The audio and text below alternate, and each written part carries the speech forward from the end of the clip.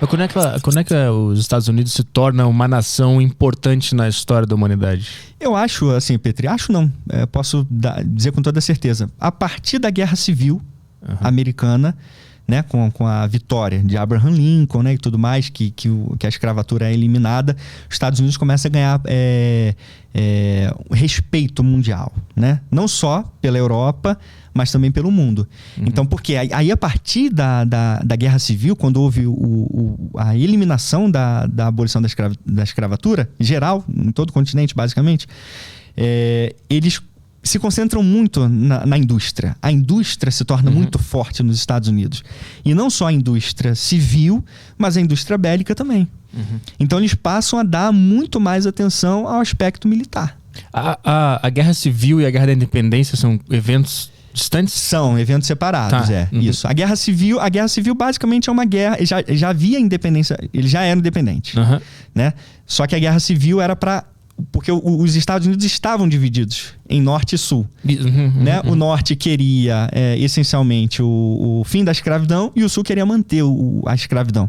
Então estava dividido no meio, mas já era independente da Inglaterra. Tanto que na Inglaterra houve, por ocasião aí da Guerra Civil Americana, houve apoio inglês, houve apoio francês em cada um dos lados, né? Mas eles já eram independentes e, por ocasião, então, da vitória da Guerra Civil, eles passaram a se industrializar ainda mais e deram foco mais concentrado no aspecto bélico. E agora, como é que a ideia de democracia ficou tão forte nos Estados Unidos, que é essa história toda da Grécia que a gente contou aqui no podcast? Como é que ela chega na América e até hoje ela é uma coisa muito forte para eles lá? Eles falam muito sobre isso. Eu acho que se desenvolveu, Petri, mais em aspecto cultural.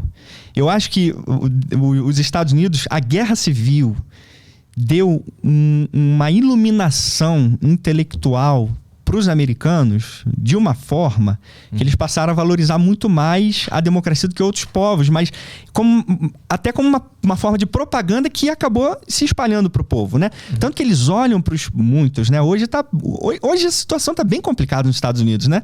A gente vê um país meio que dividido no meio, né? Talvez assim como o Brasil também. Mas eles passaram a ver com os pais fundadores, né? Abraham Lincoln, né? Thomas Jefferson, eles começaram a ver, tipo assim, não, peraí, a gente tem homens para se inspirar.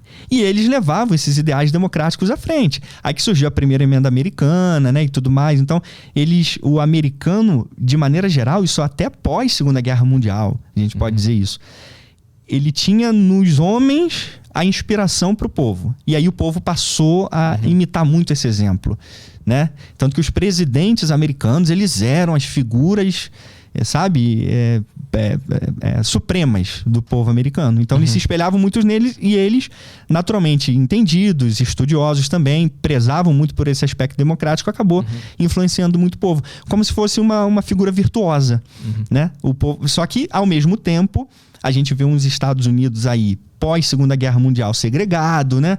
Separação entre raças e tudo mais. Sim. Né? Mas que traz... O povo americano compra essa ideia de preservar a democracia. Hoje não tanto, né? Hoje a gente já tem mais embates até antidemocráticos lá, né? Aí entra mais uma questão política mesmo, interna, né? Que é um pouco difícil você entender por que né, os Estados Unidos, de uma nação mais coesa, unida, está se tornando uma nação mais fragmentada do ponto de vista político também, né? É que todos os lados acham que estão defendendo a democracia máxima, né? Isso aí. E aí eles vão brigando pra ver quem tem a democracia nas mãos, né? Isso. Aí a democracia, ela vira uma arma de guerra também, né? Ela vira uma justificativa de guerra, não uma arma. Porque quando você tem a democracia na mão, você tem o ápice de tudo, né? Você tem literalmente a singeleza humana. E aí você se acha no direito de fazer o que você quiser se a outra pessoa não estiver de acordo com a sua narrativa, né? Mas eu acho que do ponto de vista bélico, os Estados Unidos cresceram muito, levando em consideração o pós-guerra civil e a abertura completa para a industrialização.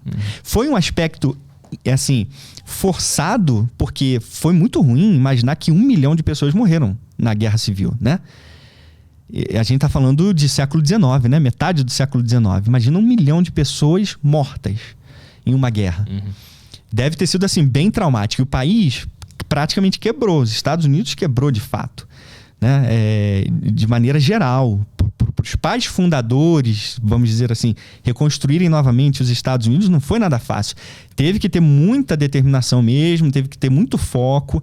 Isso a gente não pode tirar, né, o papel administrativo, né, desses homens também, mas ao mesmo tempo teve um efeito civil muito assim, cataclísmico.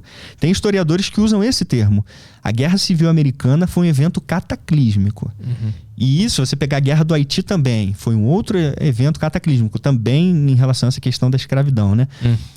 Que acaba sendo bélico, né? Acaba sendo confrontos bélicos civis entre as duas partes, né? Qual que é essa Guerra do Haiti? Lá também teve... A Guerra de Independência do Haiti. Teve. Também para acabar com a escravidão lá.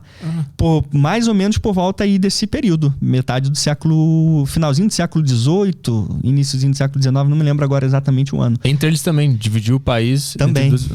Também, exatamente. Para acabar com a escravidão e novamente... uma outra guerra cataclísmica. Por quê? Porque assim, a América Espanhola, ela nunca foi muito assegurada na escravidão.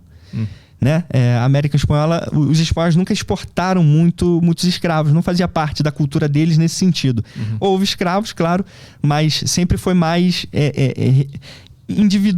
as republiquetas ali individuais, por isso que a América Espanhola é tão dividida, né? Então cada responsável, cada governador de determinadas áreas é que cuidava daquele seu território pequeno.